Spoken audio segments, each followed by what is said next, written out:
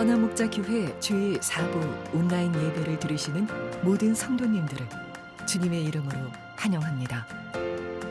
이제 곧 예배가 시작됩니다. 경건한 예배가 될 수 있도록 바른 자세와 복장을 갖추어 주시고 핸드폰 전원은 꺼주시거나 진동 모드로 전환해 주시기 바랍니다. 예배를 들으시는 모든 곳마다 하나님의 은혜가 가득하기를 축복합니다. 감사합니다. 할렐루야. 온라인으로 주님께 예배드리며 나아가시는 모든 성도님들을 주님의 이름으로 축복드립니다. 한 주간의 삶 가운데에도 우리와 함께 하시고 동행하셨던 우리 주님을 이 시간 같이 높여드리며 나아가길 간절히 소망합니다. 우리 주님께 감사의 박수 올려드리며 찬양하도록 하겠습니다. 할렐루야.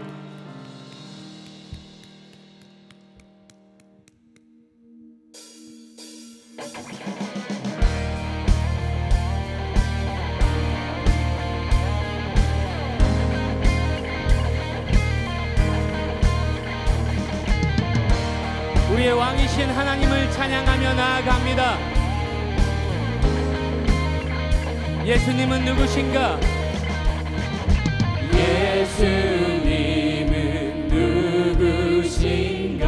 우는 자의 위로와 없는 자의 분성이며 선한 자의 높음과 잡힌 자의 노임되고 우리 기쁨 되시네. 할렐루야. 아멘. 다시 찬양합시다. 예수님은 누구신가? 예수님은 누구신가? 약한 자의 강함과 눈먼 자의 빛이시며 병든 자의 고침과 죽은 자의 부활되고 우리 생명 되시네.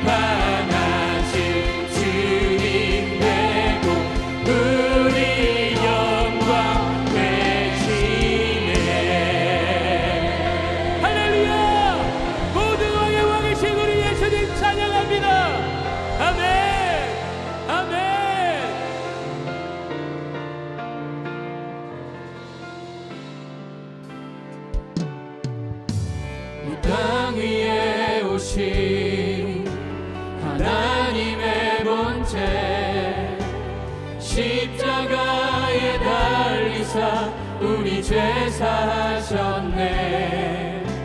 하나님이 그를 지극히 높여 모든 이름 위에 뛰어난 이름을 주사 우리 예수 이름 앞에 절하고 모든 입이 주를 시네. 영광 중에 오실 줄을 보리라. 선포해 왕께 만세. 존귀와 위엄을 찬양해. 왕께 만세. 주 예수 하나님.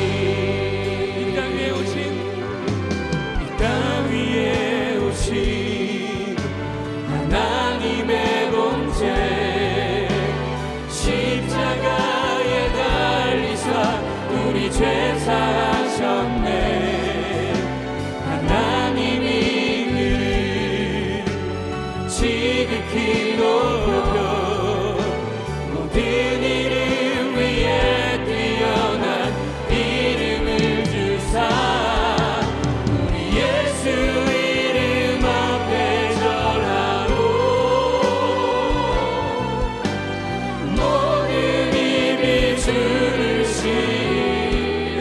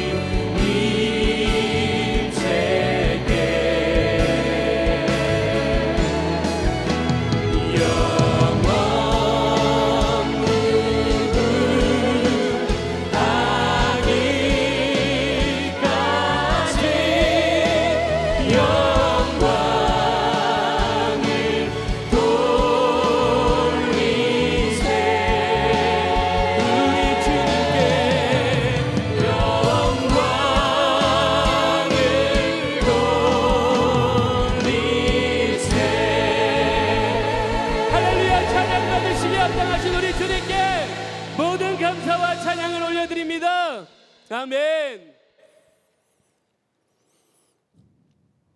만왕의 왕이시며 만유의 주가 되시는 하나님 아버지, 우주 만물을 다스리시고 섭리하시는 전지전능하신 하나님을 찬양합니다. 여러 가지 어려운 상황 가운데서도 한 주일 동안 믿음 지켜주시고 이렇게 주의 날을 맞아 각 처소에서 주님 앞에 예배를 드릴 수 있도록 인도해 주시니 감사를 드립니다. 비록 성전에 모여 예배드리지 못하지만 우리의 마음과 뜻을 다해 드려지는 예배를 기쁘게 받아주시고 크신 은혜를 내려주시옵소서. 코로나19로 인하여 불안과 염려 가운데 살아가고 있는 우리를 불쌍히 여겨주시고 긍휼과 자비를 베풀어 주셔서 코로나가 속히 진정되게 하시고 모두 성전에 모여 예배 드릴 수 있도록 도와주시옵소서.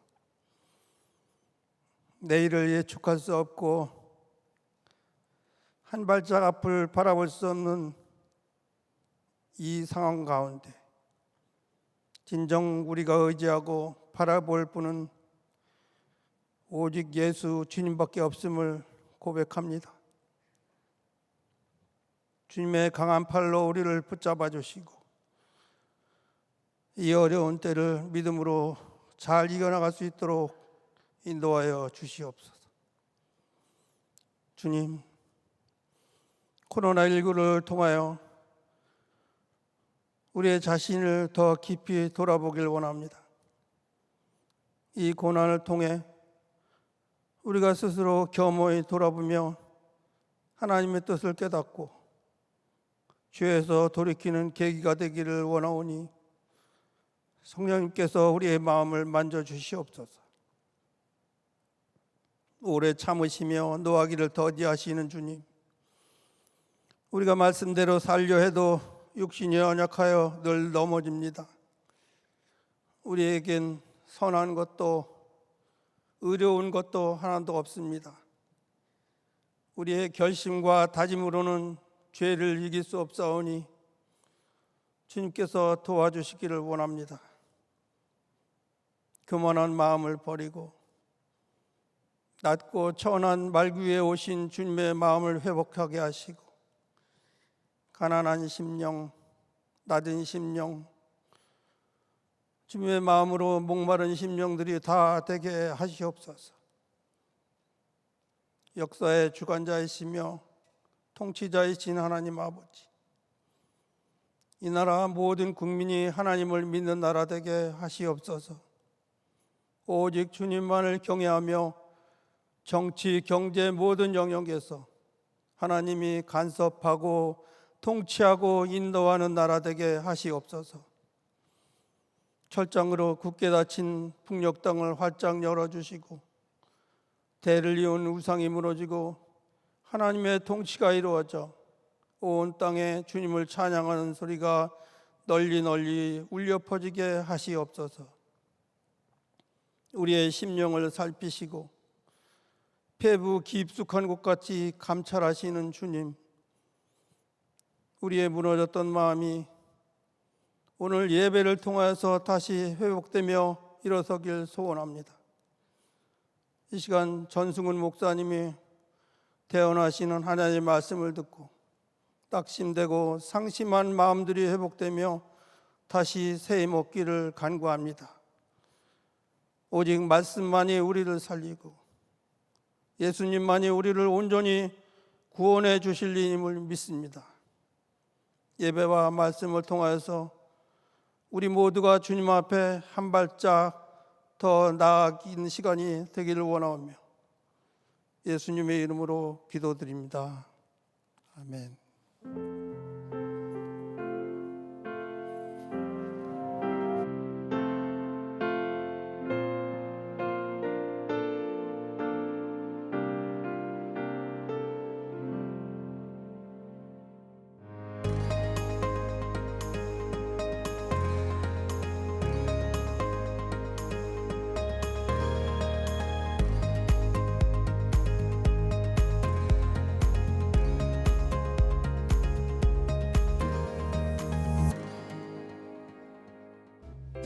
위지데이.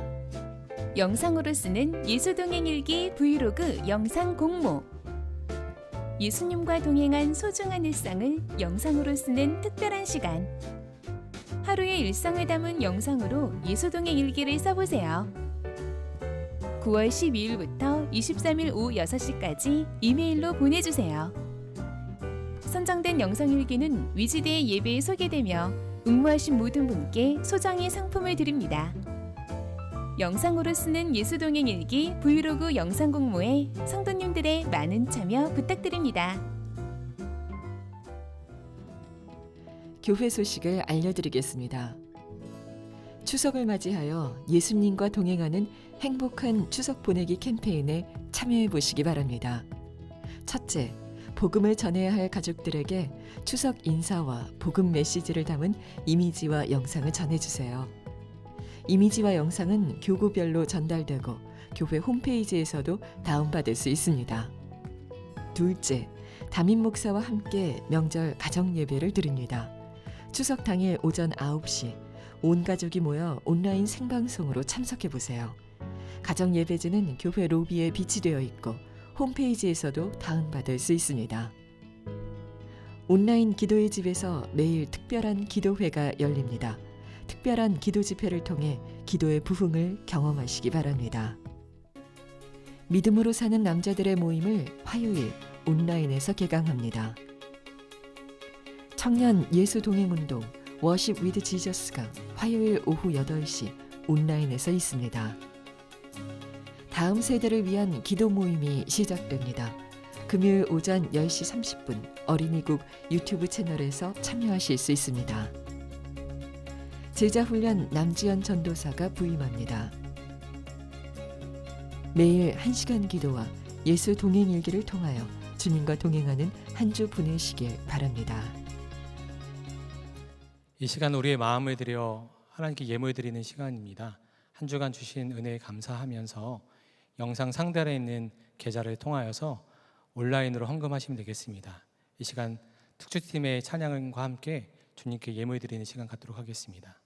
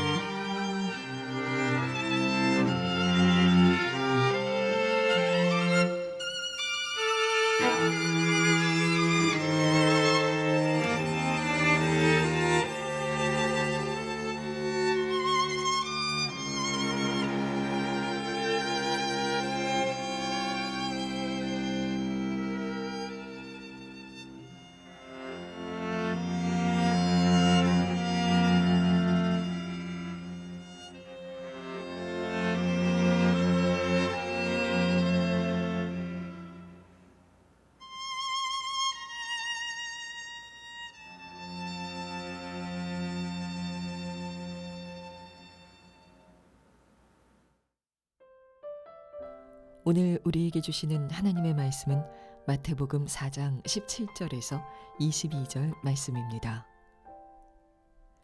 이때부터 예수께서 비로소 전파하여 이르시되 회개하라 천국이 가까이 왔느니라 하시더라. 갈릴리 해변에 다니시다가 두 형제 곧 베드로라 하는 시몬과 그의 형제 안드레가 바다에 금을 던지는 것을 보시니 그들은 어부라. 말씀하시되 나를 따라오라.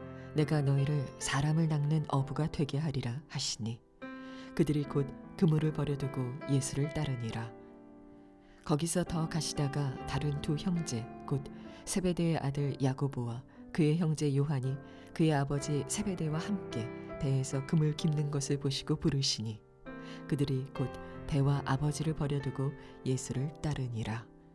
아멘. 하나님의 말씀입니다. 제게는 꽤나 오랜 시간 동안 마음을 찌르는 어떤 문제가 있었습니다. 그런데 하나님께서 그 문제를 가지고서 제 마음의 문을 수도 없이 두드리셨지만 저는 그 문제를 외면하곤 하였습니다. 그런데 이번 설교자로 제가 선택이 되었을 때 하나님께서 그 문제를 집중적으로 다루시겠구나 하는 것을 제가 깨닫게 되었습니다. 올 것이 왔구나 이런 생각을 하게 된 것이죠. 이 문제를 짚고 넘어가지 않고 그냥 다른 말씀 본문들을 찾아서 그래서 말씀을 전할까 하는 생각도 해보았습니다. 그러나 주님께서는 이 문제를 꼭 너가 짚고 넘어가야 된다. 그리고 이 문제가 우리 삶의 인생 가운데에서 가장 중요한 문제라는 것을 깨닫게 하셨습니다. 어제까지도 정말 마음 가운데 큰 고민이 있었습니다. 그래서 주님과 한참을 씨름했습니다. 그러나 이 문제를 해결하는 길만이 우리 모두가 사는 길이라는 것을 오늘 이 시간에 전하고자 합니다. 얼마 전에 당신은 하나님을 오해하고 있습니다 라는 책을 읽었습니다. 이 책은 유석경 전도사님이라는 분이 쓰셨는데요, 이 전도사님께서는 말기 암에 걸리셔서 시한부 인생을 판정받고 나서 그 암 치료를 하는 것이 아니라 복음을 전하는 인생을 사시다가 인생을 마감하셨습니다. 그런데 그 책 가운데 제 마음 가운데 엄청 찔림이 되는 내용이 있었습니다. 그 내용은 여러분도 잘 아시고 계신 내용인데 성경에 나오는 내용입니다. 한 청년이 예수님을 찾아왔습니다. 그리고 그 청년이 예수님께 이렇게 물어보았습니다. 선생님, 영생을 얻으려면 어떻게 해야 합니까? 그러자 예수님께서는 대답하셨습니다. 내가 가지고 있는 것을 다 팔아서 가난한 자들에게 나누어 주고 나를 따르라. 그러자 그 청년이 재물이 너무 많기 때문에 고민을 하면서 돌아갔다는 것입니다. 제가 금요 성령 집회를 어느 날 드리고 있는데 목적 헌금 영상을 보던 도중에 주목자 목적 헌금이 나올 때였습니다. 그때 제가 문득 그런 마음이 들었습니다. 내가 지금 뭐 하고 있는 것이지? 만약 내가 시한부 인생이라면, 내 삶이 오늘로 마감하는 것이라면 내가 저들에게 내 지갑에 있는 모든 것을 줄 텐데, 그런 생각을 했습니다. 제 마음을 오랜 시간 찌르고 있던 문제는 아무도 모르는 비상금이었습니다. 정말 아무도 모르는 비상금, 저희 아내조차도 모르는 비상금이었어요. 이 비상금은 꽤나 오래된 비상금이었습니다. 그런데 주님께서는 그 비상금을 제가 빛 가운데로 드러내기를 원하셨습니다. 저는 그렇게 생각했어요. 이 비상금을 가지고서 우리 가정 가운데 무슨 일이 생기면 써야지. 또 그 비상금 통장을 볼 때마다 제 마음은 풍성해졌고 제 마음을 빼앗겼습니다. 그런데 주님께서는 그 생각에서 제가 완전히 돌이키기를 원하셨어요. 회개하고 새로운 인생을 살기를 원하셨습니다. 존 웨슬리가 말했듯이, 승훈아, 너의 돈지갑이 회개하기 전에는 너가 정말로 회개한 게 아니다. 이 말씀을 몇 번이나 하셨는지 모릅니다. 그러고 보니 저는 단 한 번도 돈에 관한 탐욕이나 욕심에 관해서는 정말 주님께 처절하게 회개한 적이 없었습니다. 저는 주님을 따라 산다고 살았지만, 주님께로 간다고 했지만, 적어도 돈에 있어서만큼은 주님, 이것은 제 것입니다. 현실이 다 그런 것이에요. 우리 인생이 다 그런 것이에요. 그렇게 말하고 산 것과 다름이 없었습니다. 하지만 주님께서는 저에게 끈질기도록 그 문제에 대해서 물어오셨고, 저는 결국 주님께 항복하고 말았습니다. 그리고 제 비상금을 있는 그대로 작은 금액이지만 우리 주목자들에게 헌금으로 드리게 되었습니다. 제가 이런 문제를 이야기하는 것이 참 부끄럽습니다. 그리고 제가 그 문제에 대해서 완벽해졌다는 것 아닙니다. 그러나 제가 회개하고 비상금을 주님께 드리기로 결정한 날, 저희 아내에게 다 오픈을 해놓고 함께 기도했습니다. 그리고 그때 주님께서는 저에게 이렇게 말씀하셨어요. 잘했다. 잘 돌이켰어. 참 잘했어. 그 음성을 들으면서 저는 자유함을 느꼈습니다. 그 뒤로 저는 돈에 관해서만큼은 새로운 삶을 살게 되었습니다. 사단은 그 돈을 통하여서 저를 풍성하게 만들지 못하고, 또 사단은 제게도 참소하지 못합니다. 오늘 예수님께서는 사역을 시작하시면서 회개하라, 천국이 가까이 왔다, 그렇게 말씀하셨습니다. 그런데 이 말씀은 예수님을 믿지 않는 사람들에게만 필요한 것이 아니라 예수님을 믿는 우리들에게도 너무나 필요한 말씀이고, 지금도 주님께서는 우리에게 마찬가지로 이 말씀을 하고 계십니다. 여러분, 우리 신앙생활에서 가장 중요한 것을 꼽자면 그것이 바로 회개이고, 가장 시급한 것도 회개입니다. 예수님께서 처음으로 사역을 시작하시면서 회개하라, 천국이 가까이 왔다 라고 말씀을 하신 것처럼 우리에게 회개 없는 신앙이 없고 회개 없는 믿음이 없습니다. 여러분들 모두 다들 예수님을 처음 만났을 때 기억하십니까? 예수님을 처음 만났을 때 어떠셨어요? 예수님 그분을 보게 되었을 때 내가 말할 수 없는 죄인이라는 것이 너무나도 느껴져서 울며 불며 예수님께 참회하고 애통하지 않았습니까? 그리고 그때 무엇이라고 기도했습니까? 저 예수님께 제 인생을 드릴게요. 저 예수님 한 분이면 충분합니다. 그렇게 하고 말씀하시지 않았습니까? 아마 모두 다들 그러셨을 거예요. 그런데 여러분, 지금도 이 예배 드리는 순간에도 여러분의 마음이 그러십니까? 여러분의 마음이 지금도 살아 역사하는 마음입니까? 정말 하나님만 보면 가슴이 떨리고 십자가만 보면 눈물이 흐릅니까? 그렇지 않다면 우리의 삶이 망가져 있는 것입니다. 그렇다면 우리의 삶이 왜 망가져 있는 것일까요? 그것은 바로 우리의 회개가 죽었기 때문입니다. 여러분, 회개는요, 하나님 나라의 입장권이 아니라 하나님 나라의 시민권입니다. 입장권처럼 한 번 쓰고 버려지는 것이 회개가 아니에요. 시민권처럼 항상 내 마음에 품고 있어서 언제 어디서든 그 회개하는 삶이 드러나는 것. 누군가가 당신이 하나님 나라의 백성인 증거를 보여주십시오 한다면 그 증거를 당장이라도 꺼내서 보여줄 수 있듯이 그 회개를 보여줄 수 있는 것이 바로 이 삶입니다. 그런데 혹시 지금 회개를 잃어버리신 분들이 계십니까? 회개와는 거리가 먼 삶을 살아가고 있는 것 같은 분들이 계십니까? 그렇다면 지금 너무 큰일 난 것입니다. 우리가 하나님 나라의 시민권을 잃어버린 것이에요. 우리는요, 본능적으로 죄를 향해서 달려나가는 관성이 있습니다. 그렇기 때문에 우리의 삶에 회개라는 하나님 나라의 시민권이 필요한 것입니다. 오늘 예수님께서 본문의 말씀 가운데 회개하라 천국이 가까이 왔다 라는 말씀을 하시고 바로 사역을 시작하신 것이 아니라 제자들을 부르러 가셨습니다.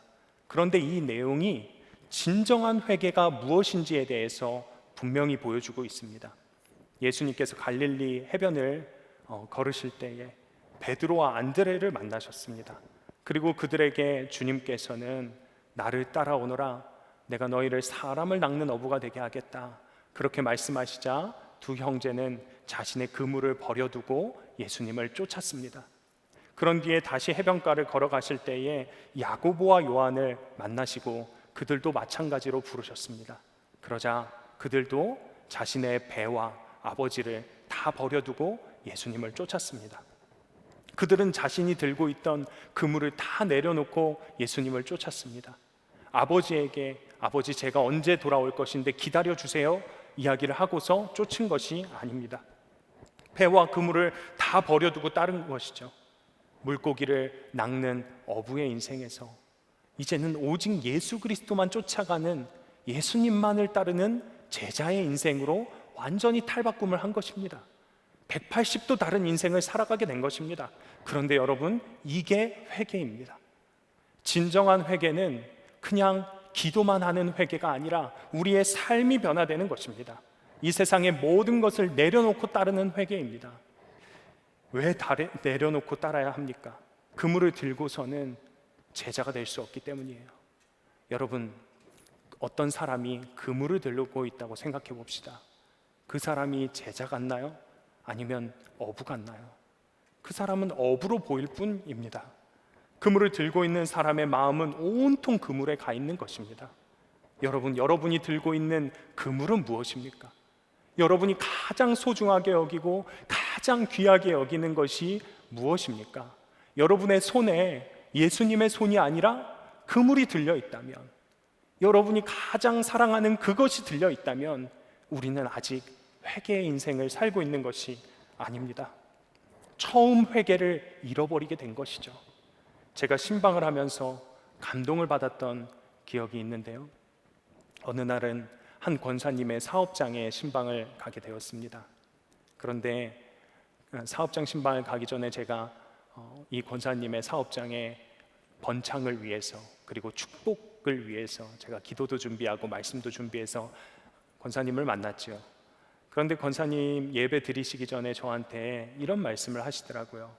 목사님, 제 인생과 그리고 제 가족들 모두 다 하나님께 맡겼습니다. 그러니 이 사업장도 그저 하나님께 맡겼습니다. 권사님에게 있어서는 그 사업장의 번창이 제 1순위 기도 제목 아니었습니다.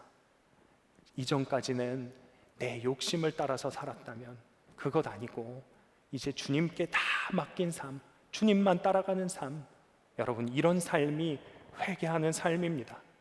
사도 바울도 예수님을 만나기 전까지 자기 자신을 감싸고 있었던 모든 것들, 자신의 재물, 학력, 그런 모든 것들을 다 배설물이라고 이야기했습니다.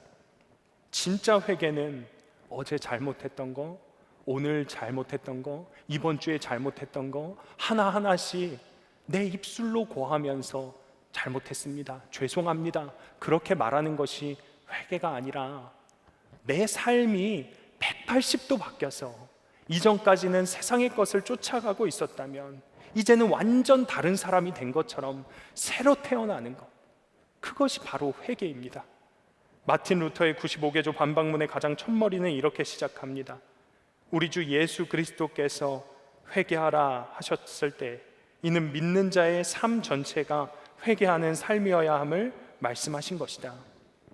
우리는 믿음에 행함이 따른다는 것을 수도 없이 들었습니다.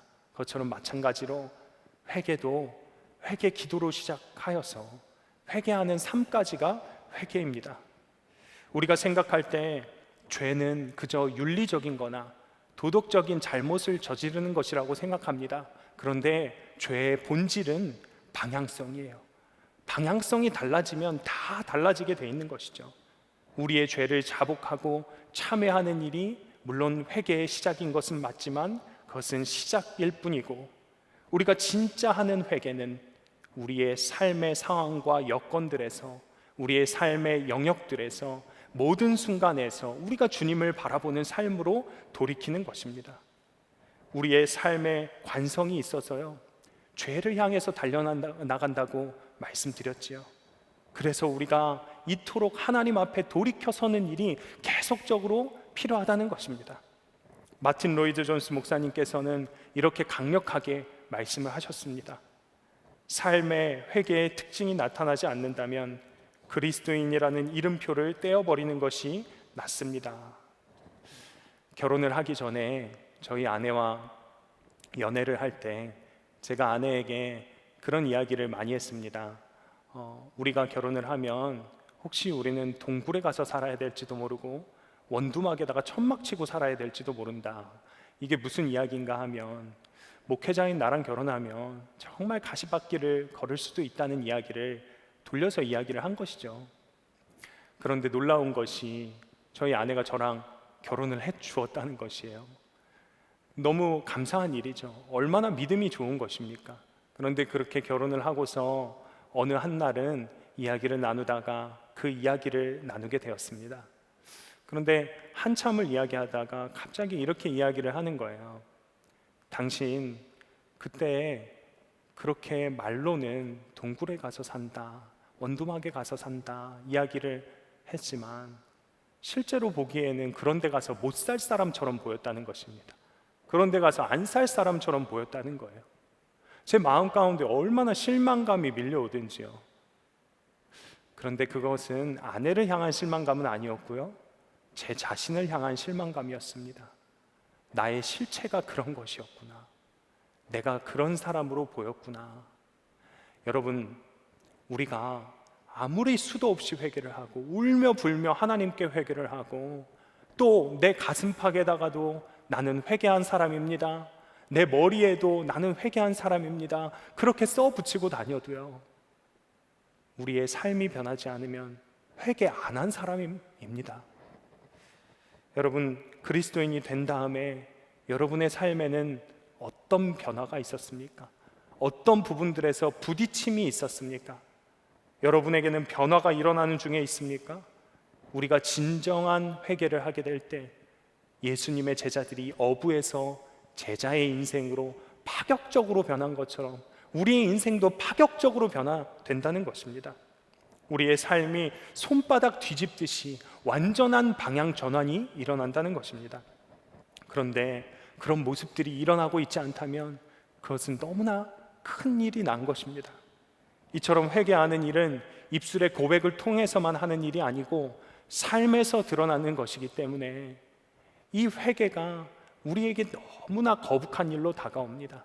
어떤 사람은 회개하기 위해서 자신의 이익을 포기해야 될지 모르고, 어떤 사람은 회개하기 위해서 자신의 생업을 버려야 될지 모릅니다. 제자들이 그랬던 것처럼요. 그렇기 때문에 이 일이 너무 거북하게 느껴져요. 그런데 이것은 사실 회개의 기쁨을 진정으로 알지 못해서입니다. 우리가 회개하게 될 때에 우리가 모든 것을 다 잃어도 한 가지 얻게 되는 것이 있으니 그것이 바로 예수 그리스도이십니다. 우리가 예수 그리스도를 얻는다는 것은요, 생명을 얻는다는 것이에요. 예수 그리스도를 얻는다는 것은 전부를 얻는다는 것입니다. 천국은 마치 밭에 감추인 보화와 같으니 사람이 이를 발견한 후에 돌아가서 자신의 소유를 다 팔아서 그 밭을 산다고 이야기했습니다. 여러분, 우리의 회개는요, 천국을 살아가게 하는 회개입니다. 우리가 회개할 때, 우리가 몸의 방향을 돌이킬 때 바로 그 앞에 서 계시는 주님을 만나게 되는 것입니다. 여러분, 그래서 예수님께서는 회개하라, 천국이 가까이 왔느니라 말씀하고 계시는 것입니다. 영원한 멸망 가운데로 가던 발걸음 이제 그만 멈추고 나에게 오거라, 나에게 오거라 이렇게 말씀을 하시는 것이에요. 그런데 그 삶을 잃어버렸다면 여러분, 지금 당장 회개하는 삶을 살아가야 되는 것입니다. 우리가 예수님과 동행하는 삶에 대해서 몇 번이고 이야기를 들었습니다. 수도 없이 이야기를 들었습니다. 그런데 예수님과 동행하는 삶의 실체는 바로 회개에 있습니다. 우리가 몸의 방향을 완전히 돌이키는 것, 진정한 회개가 일어나는 삶이 바로 예수님과 동행하는 삶입니다. 그런데 여러분, 왜 지금 돌이키라고 주님께서는 그렇게 말씀하실까요? 한 목사님 딸이 있었는데 어느 날 그 딸이 현관문을 나가면서 나 이제 간다 하고서 현관을 나가더래요.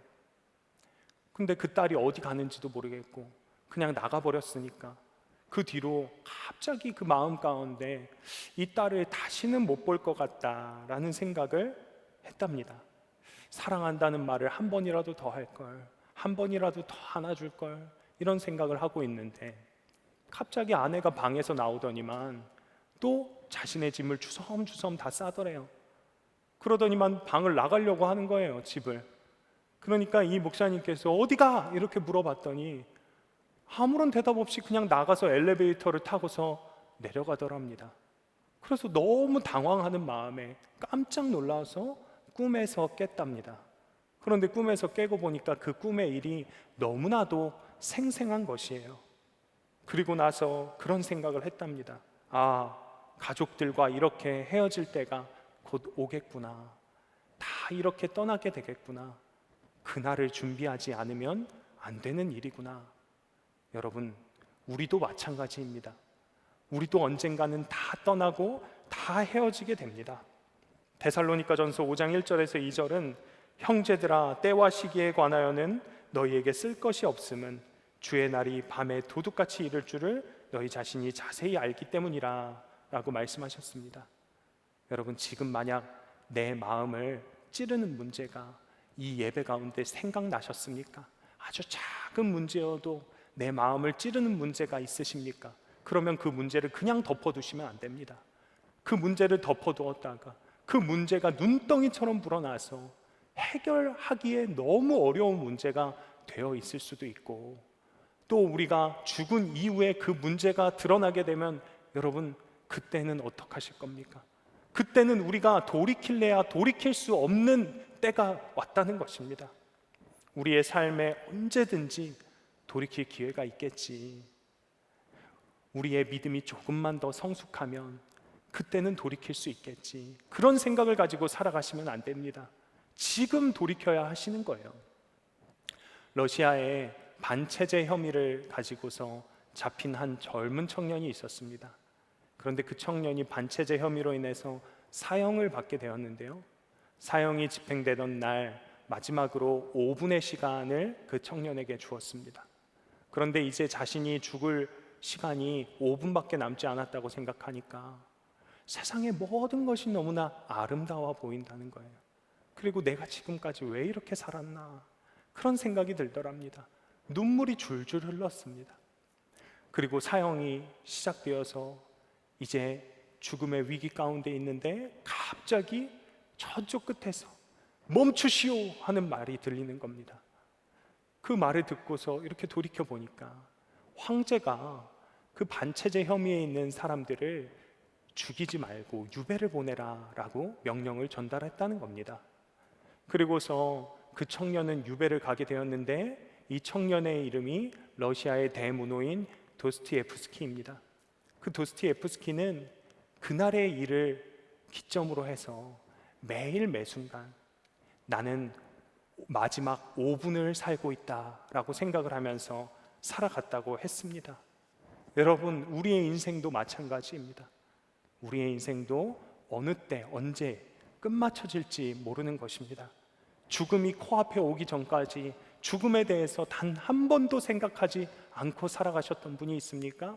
그렇다면 지금 이 순간에 죽음을 생각하시고 우리의 마지막 순간이 어느 때가 될지 모르기에 돌이켜야 하는 것입니다. 우리는 이렇게 기도해야 합니다. 시편 90편 12절 말씀입니다. 우리에게 날 계수함을 가르치사 지혜로운 마음을 얻게 하소서. 여러분, 우리가 죽음을 멀리하다 보면요, 우리는 어느 날 기름을 준비하지 못한 5 처녀와 같이 주님 오시는 날을 맞이하기에 부끄러운 모습이 되게 됩니다. 저는 만약 이 예배가 마지막 예배라고 생각한다면, 내가 이 예배를 마지막으로 드리고 있다면 내 온 정성과 온 마음을 다해서 예배드리지 않을 수가 없습니다. 여러분은 어떠십니까? 여러분이 앉아 계신 그 자리에서, 여러분의 상황 가운데에서 예배 드리실 때 지금 그렇게 예배 드리시다가 주님을 만나셔도 괜찮으시겠습니까? 정말 주님을 만나실 수 있겠습니까? 고린도전서 15장 19절은 이렇게 말했습니다. 만일 그리스도 안에서 우리가 바라는 것이 다만 이 세상의 삶뿐이면 모든 사람 가운데 우리가 더욱 불쌍한 자이리라. 세례 요한은 메뚜기와 석청을 먹는 삶을 살았습니다. 세상 사람들이 보기에 이 세례 요한의 삶이 참 비참한 삶이지요. 아무것도 아닌 삶이지요. 어떻게 그런 삶을 사나 생각이 드는 것입니다. 그런데 우리는 알고 있지 않습니까?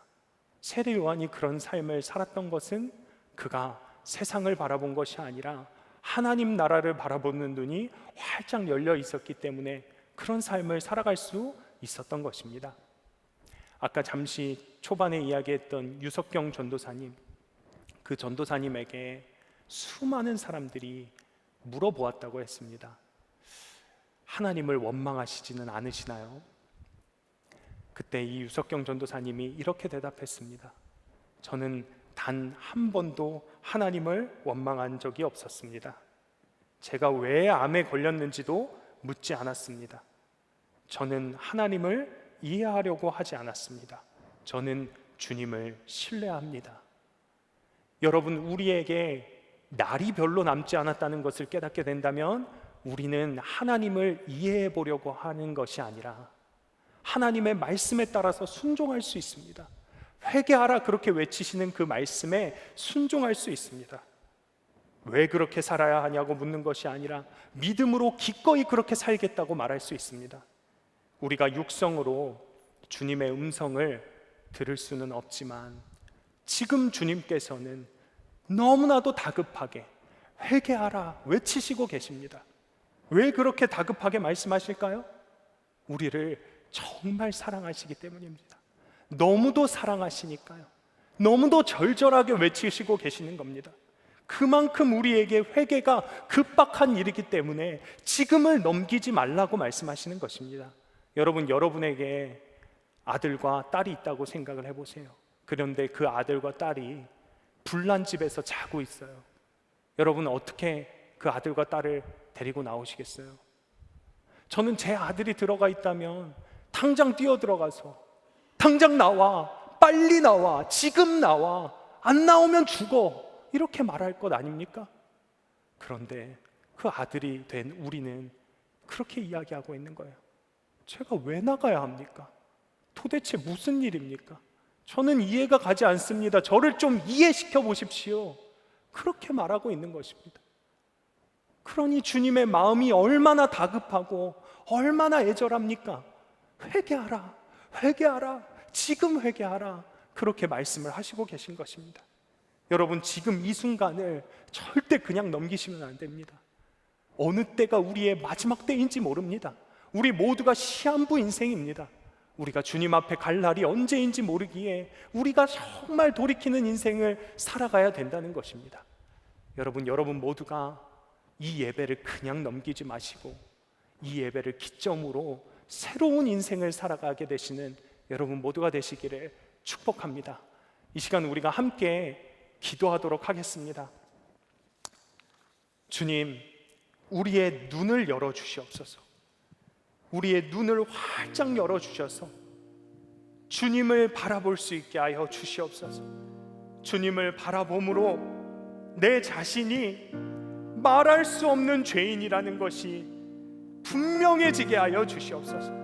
주님, 우리의 귀도 열어주시옵소서.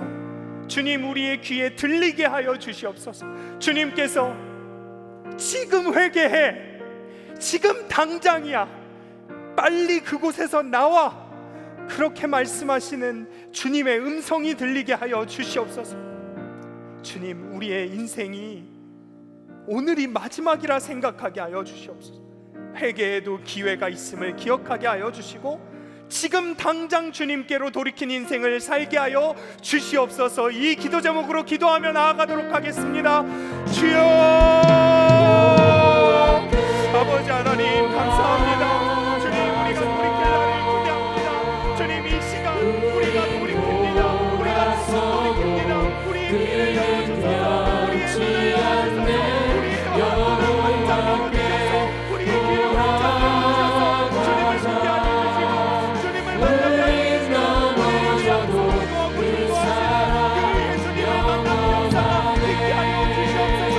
이 예배를 드리는 모든 이들 가운데, 이 말씀을 듣는 모든 이들 가운데 지금 돌이키는 역사, 지금 돌이키는 역사가 일어나게 하여 주옵소서. 우리의 삶이 정말 미쳐갑니다. 주님, 예배하게 하여 주옵소서. 우리의 삶 가운데 역사하시고 주님을 만나는 역사가 어디 이전의 가운데에서 분명하게 일어나게 하여 주옵소서. 그 삶을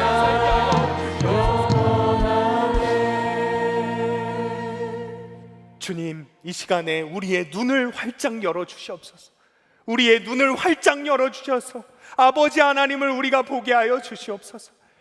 주님을 볼 때 우리가 말할 수 없는 죄, 우리가 구원받지 못할 만한 그런 죄인임이 너무 분명해지게 하여 주시고, 지금도 우리의 귓가에서 지금 회개해, 당장 회개해, 그렇게 말씀하시는 주님의 음성을 선명하게 듣게 하여 주시옵소서. 우리가 회개할 때 우리 바로 앞에서 우리를 맞이해 주시고 우리를 감싸 주시고 우리를 만나 주시는 그 주님을 만나고 그 주님의 손만을 꼭 붙잡고 살아가는 인생이 되게 하여 주시옵소서. 주님, 우리나라와 민족이 완전히 주님 앞에 돌아서는 민족이 되기를 원합니다. 하나님을 경외하는 나라가 되게 하여 주시고 하나님이 기뻐하시는 나라가 되게 하여 주시옵소서. 지금 저 북녘 땅에 정말 자신의 믿음을 지키기 위해서 끝까지 믿음을 지키고 있는 지하 교인들에게 담대한 마음을 부어주시고, 또 우리가 통일이 될 때까지 끝까지 그 믿음을 지킬 수 있도록 주님 축복하여 주시옵소서. 김정욱 목사님, 김국기 목사님, 최춘길 선교사님, 장문석 집사님이 석방되는 놀라운 역사가 일어나게 하여 주시옵소서. 오늘 이 시간에도 자신의 마음을 들여서 정성을 담아서 하나님 앞에 예물을 올려드린 손길이 있습니다. 그 예물을 기쁘게 흠양하여 주시고 그 예물을 드린 손길이 날마다 베풀고 나누어도 남음이 있는 손길이 되게 하여 주시고, 그 손길을 통하여서 수많은 사람들의 생명을 살리는 역사를 이루는 손길이 되게 하여 주시옵소서. 감사드리며 우리 구주 예수 그리스도의 이름으로 기도드렸습니다. 아멘. 우리 이 시간 다 함께 일어나서 각자의 자리에서 여호와께 돌아가자 함께 찬양하도록 하겠습니다.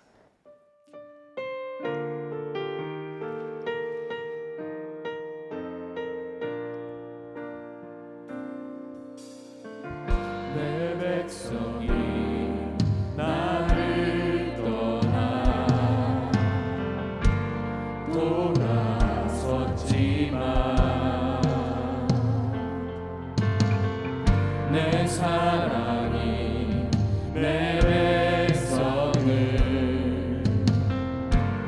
포기 못하니 내 모든 것 내어주고 나 그들을 얻으리라. 여호와께 돌아가자. 우린 돌아서도 그는 변치 않네. 여호와께 돌아가자. 우린 넘어져도 그 사랑 영원하네. 여호와께 돌아가자. 우린 돌아서도 그는 변치 않네. 여호와께 돌아가자. 우린 넘어져도 그 사랑 영원하네.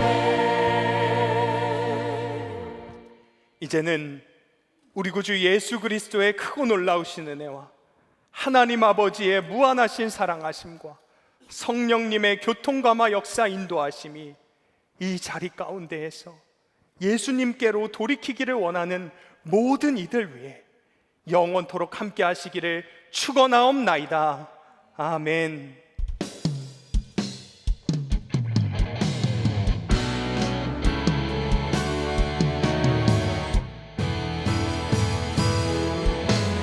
한결같은 주 사랑 하늘보다 높고 주의 진실하심을 구름까지 닿으니 왕이신